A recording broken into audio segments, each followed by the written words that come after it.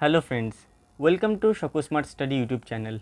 আমাদের দীর্ঘ প্রচেষ্টার পর আবার একবার শুরু করতে চলছি মডার্ন ইন্ডিয়ান হিস্ট্রি লেকচার, যার শুধুমাত্র একটা পর্বই একটা পার্টি আমরা দেখেছি, যেটা downfall of the Mughal empire. এখন থেকে আবার আমরা বিভিন্ন সার্কামস্ট্যান্সের জন্য আবার শুরু করতে পারি নাই মাঝখানে, তবে আবার এখন নতুন থেকে শুরু করতেছি এবং এটাও হবে থ্রু আউট দি ইয়ার।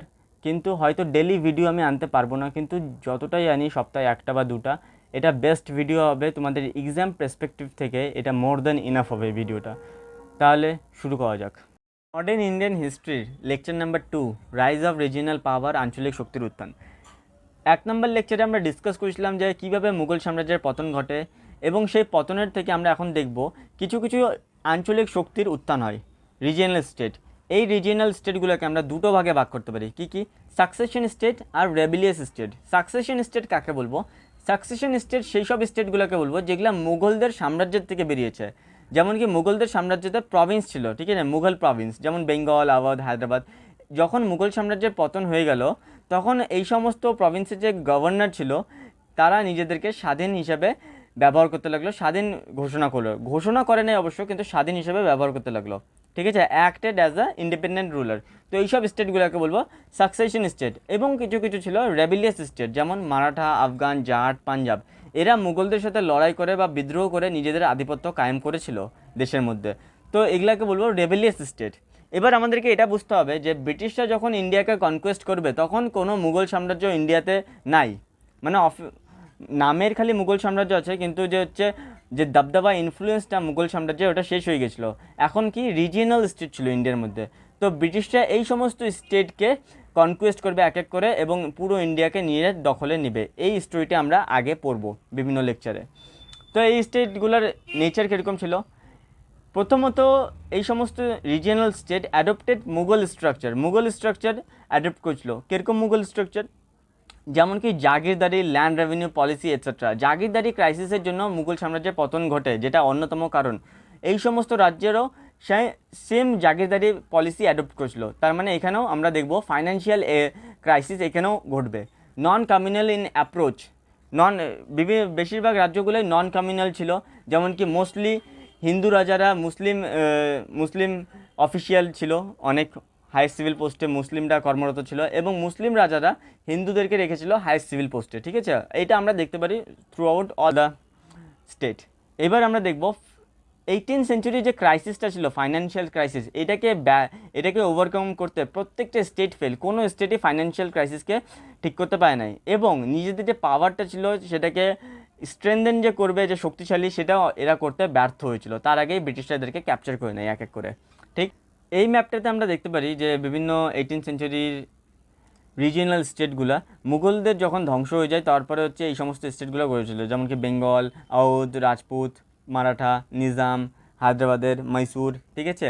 আমরা সব করে স্টেট, ছোট বড় সবগুলো স্টেট একটা ব্রিফলি ইন্ট্রোডাকশন করব, তারপরে সমস্ত স্টেটকে নিয়ে পড়বো যখন আমরা ব্রিটিশ কনকোয়েস্ট পড়বো, ঠিক আছে। প্রথমে হায়দ্রাবাদকে ফাউন্ড করে। হায়দ্রাবাদের ফাউন্ডার হচ্ছে নিজামুল মুলক আসফ জাহ, যিনি কি আমরা যে ফার্স্ট লেকচারে আমরা পড়েছিলাম যে নিজামুল মুলক আসফ জাহ ছিল এম্পায়ারের ওয়াজির মানে কি? ওয়াজির মানে প্রধানমন্ত্রী, 1722 থেকে 1724। তারপরে উনি ডেক্কানে নিজের কনসলিডেট করে পাওয়ার, এবং ওখানে নিজের স্বাধীন সাম্রাজ্য প্রতিষ্ঠা করে, ঠিক আছে। কিন্তু ওখানে স্বাধীন সাম্রাজ্য প্রতিষ্ঠা করলেও হি নেভার ডিক্লেয়ার্ড ওপেনলি, কখনোই স্বাধীন মানে ডাইরেক্টলি ডিক্লেয়ার করে নাই যে আমি ইন্ডিপেন্ডেন্ট। তিনি নিজের বিভিন্ন যুদ্ধ, তারপরে ট্যাক্সের যে পরিমাণ, এগুলা নিজের থেকে করতো। কিন্তু শুক্রবারের যে খুতবা পাঠ হতো এবং যে কয়েনের যেটা ছিল, সেখানে মুঘল এম্পায়ারের নামই খোদাই ছিল। তো এটা মানে কি মুঘল এম্পায়ারকে মানছে, কিন্তু অ্যাকশন নিচ্ছে নিজের থেকে। Implement jagirdari system on Mughal pattern. তো এখানে আমরা দেখতে পারি যে মুঘল প্যাটার্নের জাগিরদারি সিস্টেম যেটা ছিল, সেটা এখানে অ্যাপ্লাই করা হয়। তো আমরা দেখব যে মুঘল সাম্রাজ্যে যেসব প্রবলেম আসে, যেসব ক্রাইসিস আছে জাগিরদারির জন্য, এখানেও সেই সমস্তই প্রবলেম আসবে, ঠিক কি না। এবার হায়দ্রাবাদকে যদি আমরা টোটাল একটা গ্রাফে করি, ফাউন্ডেড বাই কে? চিনকিলিজ খান। এটা খানিন হয়ে গেছে। চিনকিলিজ খান অরিজিনাল নেম, নিজামুল মুলক হচ্ছে অ্যাডপ্টেড নেম। এটা কমেন্টে জানাও কে এই নামটা দিয়েছিল। 1724-এ 1723-তে নিজাম ডিফিটেড মুবারিজ খান। এই নামটা ইম্পর্টেন্ট, মুবারিজ খান কে ছিল? এক্সাম পার্সপেক্টিভ থেকে এটা আসতে পারে। মুবারিজ খান ছিল মুঘল গভর্নর অফ ডেকান, ডেকানের মুঘল গভর্নর ছিল। 1723 সালে চিনকিলিজ খান নিজামুল মুল্ক তাকে হারায় এবং কনসলিডেট করে তার পাওয়ার কোন শহরটাকে কেন্দ্র করে, হায়দ্রাবাদ শহরটাকে কেন্দ্র করে, যার জন্য আমরা এটাকে হায়দ্রাবাদ এম্পায়ার বলি, ঠিক আছে, হায়দ্রাবাদের পাওয়ার বলি, পাওয়ার সেন্টার। কিন্তু আরেকটা ফিচার ছিল এই রাজ্যের, এই স্টেটটা কনকুয়েস্ট, ব্রিটিশ কনকুয়েস্টের ডোর ওপেন করে দিয়েছিল, ঠিক আছে। কীভাবে? এখানে হচ্ছে যখন নিজামুল মুল্ক মারা গেল তখন হচ্ছে নিজামুল মুল্কের যে ছেলে এবং যে পোতা, মানে কি সন অ্যান্ড গ্র্যান্ডসন, নাসির জাং অ্যান্ড মুজফ্ফর জাং, এদের মধ্যে ওয়ার অফ সাকসেশন, উত্তরাধিকারের যুদ্ধ শুরু হলো, যার অ্যাডভান্টেজ কিনলো ডুপ্লেসি, ফ্রেঞ্চ গভর্নর ডুপ্লেসি। এটা আমরা কার্নাটিক ওয়ারে ডিটেলসে পড়বো, কোনো টেনশন নেই, ডিটেলসে পড়বো, এগুলো সব কাহিনী আমরা ডিটেলসে পড়বো, এটা খালি একটা শর্ট ব্রিফ ইন্ট্রোডাকশন। এবার চলে আসি কার্নাটিক। কার্নাটিক হচ্ছে one of the subas of Bengal of Deccan. মুঘলদের যে ডেকানের যে প্রভিন্স ছিল, ওই প্রভিন্সের one of the suba. Like যদি আমি এক্সাম্পল দিই তাহলে বলতে পারি যে হচ্ছে ইন্ডিয়ার এখন সেন্ট্রাল পাওয়ার কোথায়? দিল্লিতে রাজধানী, India as a whole power. এইবার এটার আন্ডারে গেছে ওয়েস্ট বেঙ্গল স্টেট, ওয়েস্ট বেঙ্গলের আন্ডারে গেছে মালদা সাব ডিভিশন, ঠিক কি না, বা মালদা ডিস্ট্রিক্ট ধরে নাও। তো এরকমই হচ্ছে মুঘলদের আন্ডারে ছিল ডেক্কান, ডেক্কানের আন্ডারে ছিল কার্নাটিক। কিন্তু যখনই হায়দ্রাবাদ নিজেকে হচ্ছে ইন্ডিপেন্ডেন্ট ঘোষণা করলো, কার্নাটিকও বললো তাহলে তোমরা যখন মুঘলদের মানছো না, আমরা তোমাকে কেন মারবো, আমরা তোমাকে কেন মানব। তো কার্নাটিকও নিজেকে ইন্ডিপেন্ডেন্ট ঘোষণা করলো এবং নিজের যে অফিস যে আছে সেটাকে হেরিডিটারি করলো। এইবার important K, Sadatullah Khan was the founder of the Carnatic. তারপরে আছে দোস্ত আলী, এক্সট্রিমলি ট্যালেন্টেড নবাব। তারপরে আনারউদ্দিনের টাইমে টেনশন আমরা স্টার্ট হয় দেখি, বিভিন্ন কোম্পানির মধ্যে স্ট্রাগল, এবং চান্দা সাহেব যে আছে, চান্দা সাহেব এই ফরেন কোম্পানির ভিকটিম হয়ে যায়। এটা আমরা থ্রু আউট মানে আগামী লেকচারগুলোতে দেখব। অলরাইট, এবার চলে আসি বেঙ্গলে। বেঙ্গলের কথা বললে মুর্শিদ কুলি খান গভর্নর অফ বেঙ্গল হিসেবে অ্যাপয়েন্ট হয় কবে? 1717 সালে। কিন্তু তিনি বেঙ্গলে দেওয়ান হিসেবে কর্মরত ছিলেন 1700 সাল থেকে, ঠিক আছে। এবার দেওয়ান হিসেবে মানে কি? দেওয়ান মানে হচ্ছে কালেক্টর অফ রেভিনিউ। কিন্তু 1717 সালে যখন তাকে গভর্নর করে দেওয়া হলো, দেওয়ানি অফিস আর ফৌজদারি অফিস দুটো অফিসই তার আন্ডারে চলে আসলো, যার ফলে কি হলো, তিনি নিজেকে একটা ইন্ডিপেন্ডেন্ট রুলার হিসেবে ঘোষণা করে দিলেন। আর এখানে একটা ইম্পর্ট্যান্ট ফিচার আমাদেরকে মনে রাখতে হবে, he was the last governor of Mughal appointed by Mughal empire, ঠিক আছে। তো এই কোশ্চেনটা কিন্তু ভেরি ইম্পর্টেন্ট, এখানে স্টার মার্ক দিয়ে রাখো, ফোকাস এখানে, যে যদি আমাদেরকে পরীক্ষায় জিজ্ঞাসা করতে পারে যে who is the first independent nawab, বাংলার প্রথম স্বাধীন শাসককে, স্বাধীন নবাবকে, তাহলে মুর্শিদ কুলি খানই হবে অ্যান্সার। আর লাস্ট মুঘল গভর্নর সে হবে মুর্শিদ কুলি খান। অলরাইট, মুর্শিদ কুলি খান কী করলো? মুর্শিদ কুলি খান একটা হচ্ছে যে ইম্পর্টেন্ট কাজ করছে, জাগির যে ছিল বেঙ্গলের, যে বেঙ্গল প্রভিন্সের যতগুলো জাগির ছিল সেই সমস্ত জাগিরগুলোকে, সব জাগিরদারকে সরাই খালিসা ল্যান্ডে, সবগুলো ল্যান্ডগুলোকে খালিসা ল্যান্ডে রূপান্তরিত করলো। খালিসা ল্যান্ড মানে রয়্যাল ল্যান্ড, খালিসা ল্যান্ড মানে the land directly owned by emperor, ঠিক আছে, মানে কি মুঘল শাসকের ডাইরেক্টলি, মুঘল শাসকের দ্বারা হাতে ডাইরেক্ট ল্যান্ডটা হাতে থাকবে, জমিটা। তো এবার মুঘল শাসকের এখানে রিপ্রেজেন্টেটিভকে মুর্শিদ কুলি খান অ্যাজ আ গভর্নর। তো মুর্শিদ কুলি খানের হাতে সমস্ত জমি চলে আসলো। এইবার কী করলো মুর্শিদ কুলি খান, সেই সমস্ত জমি নিয়ে একটা রেভিনিউ ফার্মিং, কেন কি টাকার দরকার ছিল, টাকা ক্রাইসিসে চলতেছিল, টাকার দরকার, ইমিডিয়েট টাকার দরকার। তো রেভিনিউ ফার্মিং একটা হচ্ছে major source of immediate making money for the state. তো এখানে কী করতে, introduce the system of revenue farming. এইবার কী হলো, রেভিনিউ ফার্মিংয়ের জন্য এরা কাকে চুজ করলো? রেভিনিউ ফার্মিংয়ের জন্য চুজ করলো বিভিন্ন রকম লোকাল যে জমিনদার আছে আর যে মহাজন যা আছে, যারা মানি লেন্ডার ছিল লোকাল এরিয়ার, ওদেরকে চুজ করলো। মোস্টলি হিন্দুস, বেশিরভাগ হিন্দু ছিল এই রেভিনিউ ফার্মিংয়ের যারা জমিনদারি সিস্টেমে আসলো, ঠিক আছে। এছাড়াও তাক্কাবি বলে অ্যাগ্রিকালচারাল লোন দিত কাদেরকে? পুর কাল্টিভেটার্সকে। কেন দিত এটা? যাতে তারা যে ট্যাক্সটা আছে সেটা টাইম মতো স্টেটকে দিতে পারে, পেমেন্ট করতে পারে। আর হচ্ছে with utmost cruelty, Murshid Quli Khan with utmost cruelty নিজের ট্যাক্সটা ওসুল করতো, যার জন্য কী হয়, প্রচণ্ড প্রেশার আসে কাদের উপর? জমিনদার আর প্রেসিডেন্টের উপর, যারা নর্মাল প্রেসিডেন্ট তাদের উপর প্রচণ্ড প্রেশার আসে, ঠিক আছে। মুর্শিদ কুলি খান মারা গেলেন 1727 সালে। মুর্শিদ কুলি খান তার যে নাতি, মানে মেয়ের ছেলে, ডটার্স সন সরফরাজ খানকে নিজের হচ্ছে উত্তরাধিকার হিসেবে ঘোষণা করেছিলেন। কিন্তু সরফরাজ খানের বাবা সুজাউদ্দিন গদিতে থ্রোনে বসলেন, মুর্শিদ কুলি খানের জামাই, সন ইন ল হবে, ঠিক আছে। তো 1739 অবধি ইনি রুল করলেন। এত তারপরে হচ্ছে 1739 সালে যখন মারা যায় তখন বাংলার নাজিমকে হয়, নাজিম মানে কি নবাব, নবাবকে নাজিম বলা হচ্ছে এখানে, হ্যাঁ নিজাম না কিন্তু, NAZIM নাজিম, সরফরাজ খান। তো সরফরাজ খান যখন নবাব হলো, নিউ নবাব, তখন একটা জিনিস হয়ে গেছে, যেহেতু ফলোয়িং রুলার্স মুর্শিদ কুলি খানের পর থেকে সমস্ত রুলাররাই ট্রেড অ্যান্ড কমার্সকে বিশেষভাবে গুরুত্ব দিয়েছে, তো সেই জন্য হচ্ছে এখানে একটা ব্যাংকার, জমিনদার আর মার্চেন্টদের একটা টিম মানে কি একটা হচ্ছে অ্যাসোসিয়েশন তৈরি হয়ে গেছিলো, যেটা মানে কি নবাবকে মানে কি অনেকটা ইনফ্লুয়েন্স করার চেষ্টা করছিল, ঠিক আছে, টাকার জোরে। তো এখানে হচ্ছে কি হয়, যখন নিউ নাজিম সরফরাজ খান হয় তখন আলীবর্দী খান ওদের সাথে মিশে সরফরাজ খানকে মেরে ফেলে এবং কুপ করে, মানে কি হচ্ছে তাক্তা পালট, যাকে বলি আমরা বাংলা বা হিন্দিতে তাক্তা পালট করে দেয়, ঠিক আছে, 1739 থেকে 40 সালে।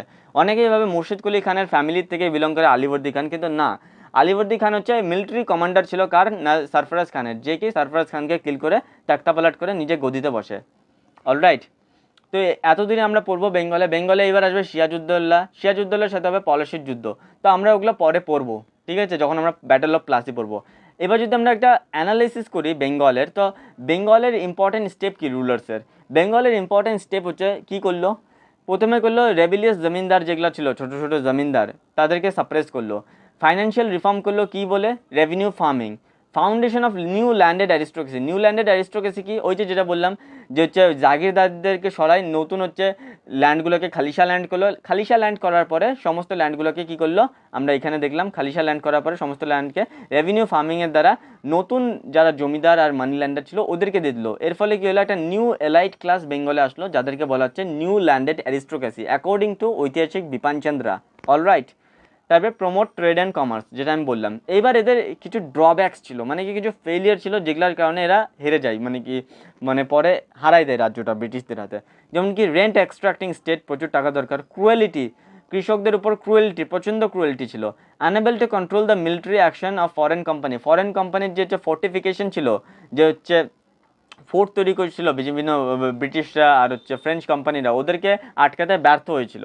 এবং গ্রোয়িং যে কারাপশনটাও আটকাতে পারে নাই, যার জন্য ব্যাটল অফ প্লাসিতে হেরে যায়। বেসিক্যালি সিরাজউদ্দৌলার উপর এটা হচ্ছে প্রভাবটা পড়ে। এবং নিউ ল্যান্ডেড অ্যারিস্টোক্রেসি যেটা ছিল সেটা হচ্ছে ল্যাক এক্সপিরিয়েন্সড। তো এত কিছু যখন ড্রব্যাক ছিল, এত ক্রুয়েলটি, তো জনতা ভাবলো কি যে ঠিক আছে তাহলে নবাবদেরকে সরাও, ব্রিটিশদেরকেই আসতে দাও, ঠিক না, যেটা জনতা চাবে, জনতা যদি না চায় কেউ শাসন করতে পারবে না ওর উপরে, কিন্তু জনতা যখন চুপচাপ থাকবে, মেনে নিবে, তখনই হচ্ছে কোনো পাওয়ার ওর উপর শাসন করতে পারবে। জাস্ট লাইক আফগানিস্তানে হচ্ছে গভর্নমেন্ট সরে গিয়ে তালিবান, কেন কি ওই গভর্নমেন্টটা খুবই কারাপশন ছিল, জনতা ভাবলো তালিবানকে একটা চান্স দেওয়া দরকার। এখন চান্স পায়ে কি করবে ওটা তো পরের ব্যাপার, চান্সটা তো পাইলো, ঠিক কি না। এবার আওয়াধের কথা বলি, আওয়াধের কথা বলতে গেলে Saadat Khan was appointed governor of Awadh in 1722 by Mughal empire. Alright, empire Mohammad Shah conferred him title the of Burhanul মুলকের যে টাইটেলটা আছে সেটা কে দিল, মোহাম্মদ শাহ এম্পায়ার। এটা এক্সাম পার্সপেক্টিভ থেকে important question, Saadat Khan Burhanul Mulk full name. Succeeded by, এরপরে কি আসে, সাফদরজাং নেফিউ, সাফদরজাংয়ের পরে কি আসে, সুজাউদ্দৌলা, যে কি ভিকটিম হয় ফরেন কোম্পানির। অলরাইট, এবার আমরা আবহাওয়াতে দেখি কিছু ইম্পর্টেন্ট স্টেপ আর drawbacks. Suppress the rebellious zamindari, এটাও ওই সেম কাহিনী, যে হচ্ছে যেহেতু আওয়াধ মানছে না সেন্ট্রাল পাওয়ারকে, তো জমিনদারগুলো কী করলো, ছোটো ছোটো একটা পাওয়ার সেন্টার গড়ে উঠেছিল বিভিন্ন throughout all the place of Awadh. Alright, এবার কি হলো, revenue reforms based on welfare of farmers, revenue reform করলো based on welfare of farmers, এটা important. Non communal of in approach, mostly যেগুলা প্লেস ছিল হাইয়েস্ট অফিসিয়াল প্লেস, ওগুলা হিন্দুদেরকে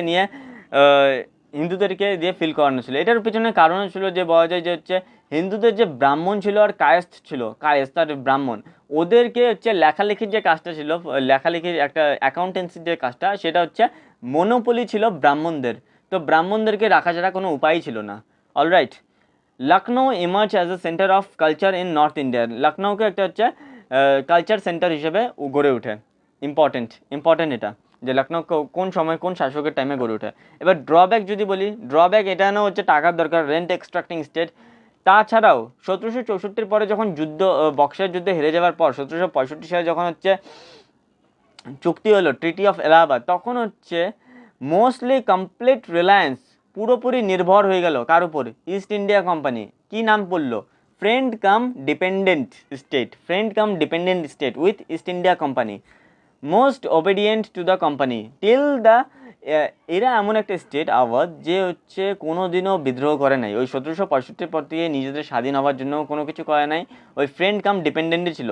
তারপরে যখন ব্রিটিশরা যখন পুরা থ্রু আউট দ্য ইন্ডিয়া যখন দখল করে নিল, তারপরে হচ্ছে 1856 সালে ডালহৌসিয়া এসে বলে যে তোমরা পারছো না শাসন করতে, মিসগভর্ন করছো, আমাদেরকে দিয়ে দাও শাসনটা। তারপরে শাসনটা ছিনাই নিল। কিন্তু এখানে দেখলে বোঝা যাবে মিসগভর্ন কার জন্য করছে, তোমার জন্যই তো করতেছে, টাকা তো ওরাই চাচ্ছে না, ব্রিটিশরাই তো এই ট্যাক্সটা নিচ্ছে, তো মিসগভর্ন তো হবেই, টাকা এখন বেশি টাকা চাইলে।